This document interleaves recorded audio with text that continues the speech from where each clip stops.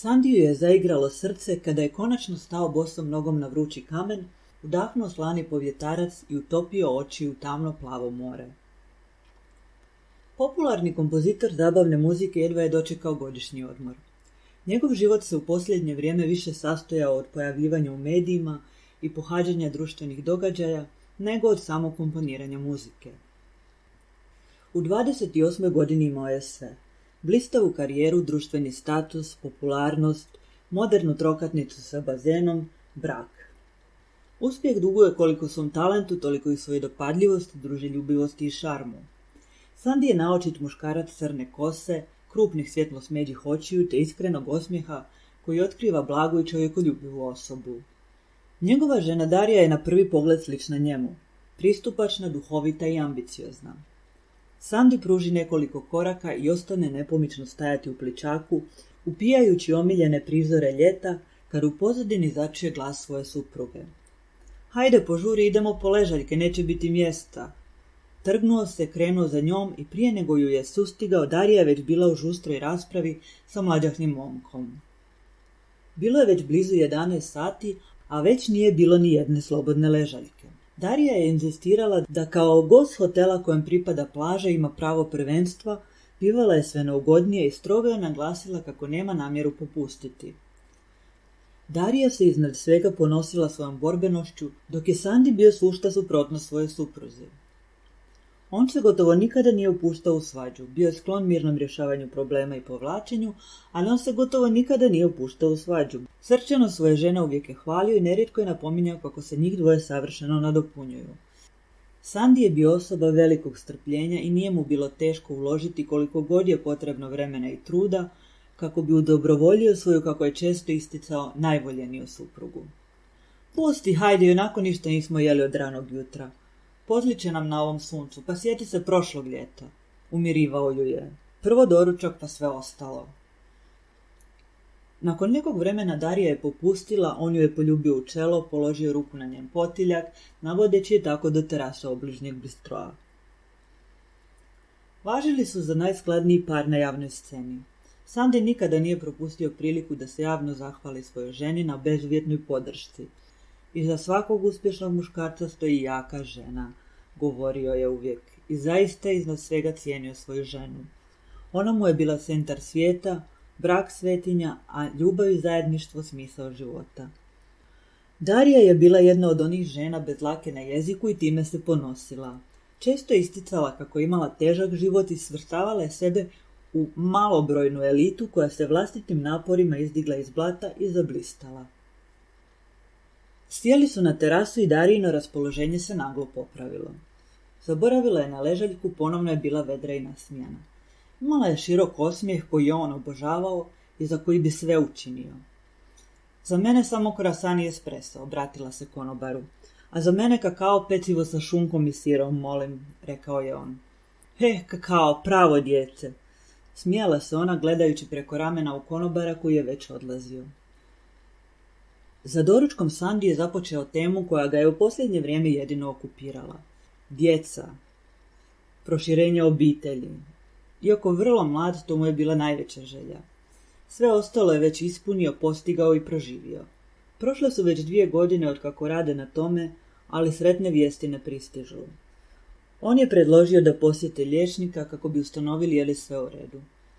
Vrlo je oprezno pristupao ovoj temi, pazeći da ničim ne povrijedi ili uvrijedi svoju suprugu. Gledao je na nju kao na plahu djevojčicu skrivenu u oklopu jake žene impulsivne naravi. Osjećao je da joj je potreban.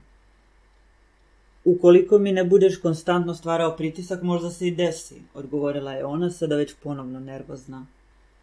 Momentalno je napustio ozbiljnost razgovora, pa je stao da joj miluje kosu, zagledao se u njeno lice, nježno smješkao i tepao. Biće jedna djevojčica, lijepa na mamu, biće. Dječak, lijep na mamu. Odgovorila je ona, a oči su joj se otele od suprugova lica i stale lutati terasom. Što kažeš da se kratko osvježimo, vratimo u sobu i prionemo na posao? Namigivao je, veselo treskao glavom i smješkao se Sandi. Možemo se okupati, ali kasnije imam zakazanu masažu, a morala bih i neke trgovine obići. Moramo osvježiti salon. Darija je vlasnica frizerskog salona koji je otvorila uz pomoć svog supruga. On joj je pribavio mnoge prestižne i poznate klijente, a ona je uživala u svom poslu. Salon je bio njena teritorija, njeno igralište, njena bašta. Tu je ona cvjetala. Tu je bila gazda i svoj na svome. Osjećala se glamurozno važno i uvijek je bila u toku sa najnovijim tračevima. Sandy je uživao gledati ju. Bio je siguran da svakim novim uspjehom njihov brak biva sve čvršći, jer uspješna žena je zadovoljna žena, a voljena žena je sretna žena, zar ne? Drugo poglavlje. Zaslijepljen suncem, konačno je zakoračio u hladovinu hotelskog predvorja. Obožavao je ovaj osjećaj. Inače je gajio neku posebnu ljubav prema hotelima. Taj život oslobođen suvišnih ponavljajućih aktivnosti, te široke sale ukrašene predivnim, masivnim stubovima i ti dugi mirišljavi hodnici obloženi toplim tepisima. Darija je odmah produžila na zakazani tretman i Sandy se vratio u sobu sam. Zavalio se u bijele plahte i zatvorio oči. Osjećao se preporođeno. On, čovjek koji najviše teži obiteljskom životu i toplini doma, u hotelskoj sobi uvijek se osjećao nekako poletno, nekako optimistično. Sve miriše na ljubav, sve sluti na nešto novo i uzbudljivo, nešto magično. Probudio se nekoliko sati kasnije. Darije još uvijek nije bilo. Očekivao ju je u 6 sati kako bi uhvatili posljednje zrake sunca na plaži. Pogledao je na sat, bilo je 8. Odmah je pozvao telefonom, no nije se javljala. Vjerovatno još uvijek obilazi trgovine, pomislio je. Nije znao točno što bi sa sobom. U posljednjih 6 godina otkako je u braku, svaki slobodni trenutak planira i provodi sa svojom ženom.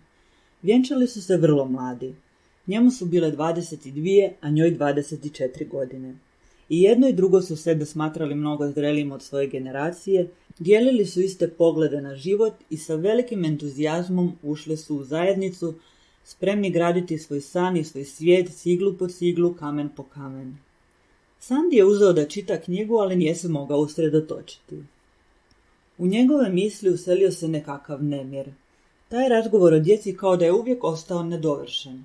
Sandy je već imao razrađen plan borbe za potomstvo, za svaki slučaj, ali mu za sada nije uspjevalo da ga do kraja izloži svojoj ženi onako temeljito kako je želio.